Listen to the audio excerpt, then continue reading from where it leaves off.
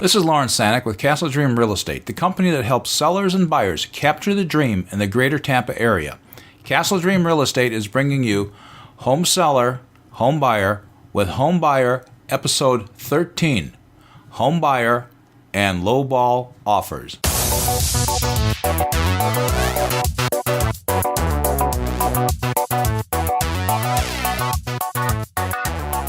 Okay, the home buyer and lowball offers. When the market begins an upturn, like it's now doing in most places, it's easy to think that the biggest challenges for buyers are soon to be a thing of the past. Loan guidelines are a bit looser, it's less likely that a property will decline in value after closing, and rates are still quite low. But experienced agents know that in an ascending market, it can be tough to get appraisal comps to keep pace. And in the same vein, it would be even more challenging to get buyers' mindsets to keep up with the market.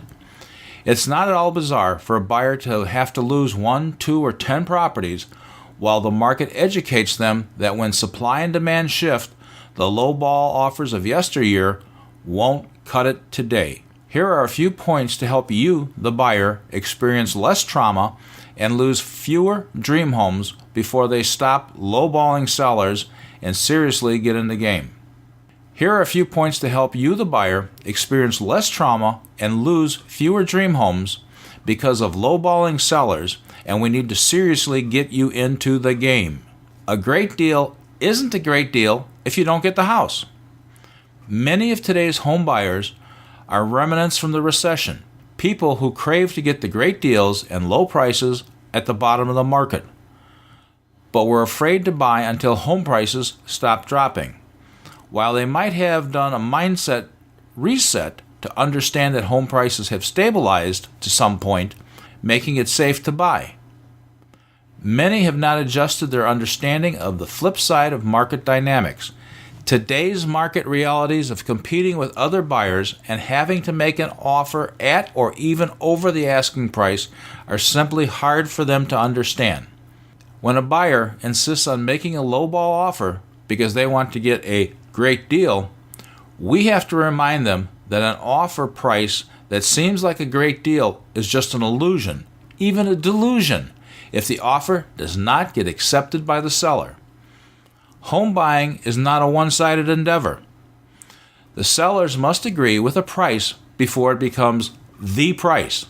It also forces them to face the very real possibility that a lowball offer will result in rejection and loss of the house, especially in a multiple offer situation that does happen.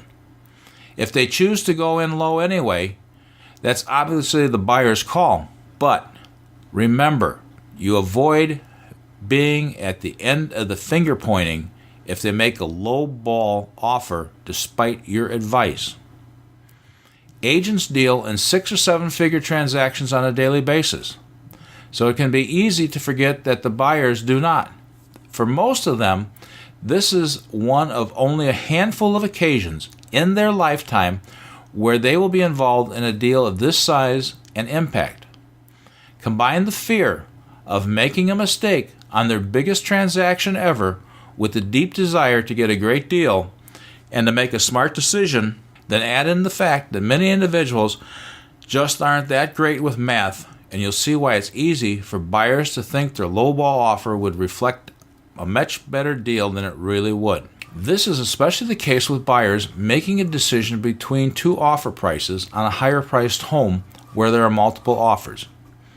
On an $850,000 listing, where you know there are at least 1 or 2 other offers, the buyer may be facilitating between offering $860,000 and $865,000. Obviously, the higher offer positions them more competitively, so do the math. The difference between the $5,000 is only 0.6%. In a world where buyers are used to retail discounts of 10, 20, or even 30%, many feel that a 0.6% discount is not worth losing a home over. Similarly, you might want to point out that the actual mortgage payment difference between 2 offer prices being considered. This empowers the buyer client to make a completely informed decision about whether the level of discount reflected in their price offer is significant enough to be worth the reduced chances of successfully securing the property. They may decide that it is, but if they make that decision with this information, then the buyer will feel much more comfortable and less regretful about it if they aren't the successful buyer. Scenario: there are 15 confirmed offers coming in on an REO property. You gave your first-time buyer client the comps, which suggests the home should sell at $30,000 more than the asking price or the offer price, and your client can easily afford to offer the price plus $30,000. The buyer insists on offering the asking price and no more, because they want to conserve money to negotiate with the bank. The buyer needs to understand the following. I urge you to make the best offer on your first offer. This is a bank-owned property, and the bank is unlikely to go back and forth with all 15 buyers. As well, if the highest offer is a cash offer or is willing to forego an appraisal contingency, the bank might simply take it outright with no counters to anyone. When there are these many offers, you simply cannot count on being given an opportunity to negotiate and offer more later. This point and all of the others listed here have a strong track record of success at actually getting buyers to rethink their offer price and strategy on that go-around. However, even if they don't take the advice, they can go in low and lose the first home. The fact that you give them the comps, gave them this advice, and warned them what would happen if they were in low, then cheerfully wrote the offer anyway, places you in a position to have stellar credibility on your offer recommendations on the next go-around. How would you feel if you heard that the winning offer was X? This is a reality check, another one that is most useful when you believe you know there are multiple offers. And this one is particularly powerful because it helps buyers understand the value of a home at any moment is based on what a qualified buyer is willing to pay for it, and that every home is not necessarily worth blowing the bank on it. If a buyer is trying to decide between two price points, this can help them make a decision about which one to choose. What if you hear that the winning buyer made the same offer as your higher offer? Will you feel regret? Or will you feel fine with having taken that risk given the way you feel about the property? I pose this question even in heated multiple offer situations where my clients are offering what I feel is a competitive price for a listing. This prepares them for the reality that they may not be successful and helps them stay as emotionally detached as possible and move on to other listings very quickly when they are not successful. Let's look at list price. Sale price ratio for the last few sales that buyer clients had with recent comps. American home buyers aren't all great at math, but they are desperately interested in making smart decisions, and they are well aware that the data can help them do it. If we struggle to get the buyer client to understand that the market has shifted and they need to be more aggressive with their offer prices, shift from giving advice to offering evidence.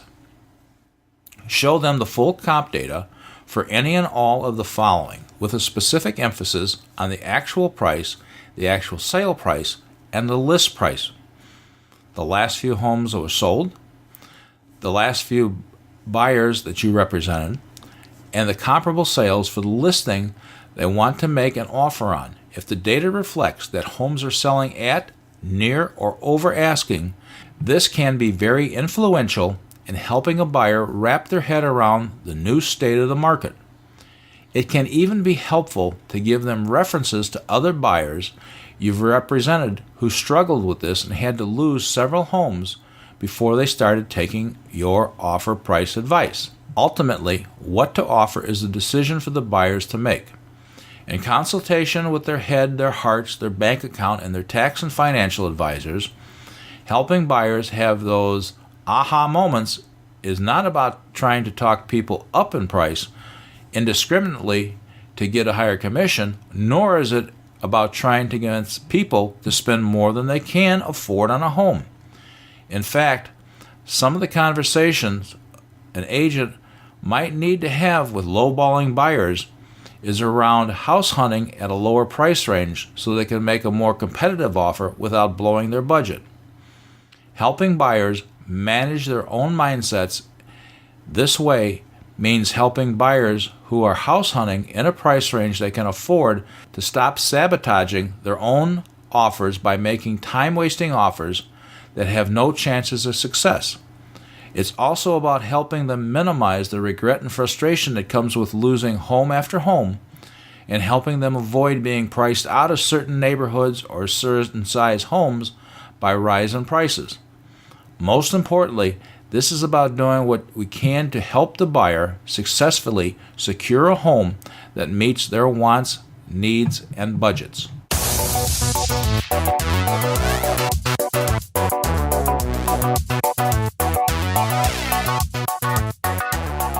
Thank you for listening to Homebuyer Episode 13, Home Buyers and Lowball Offers.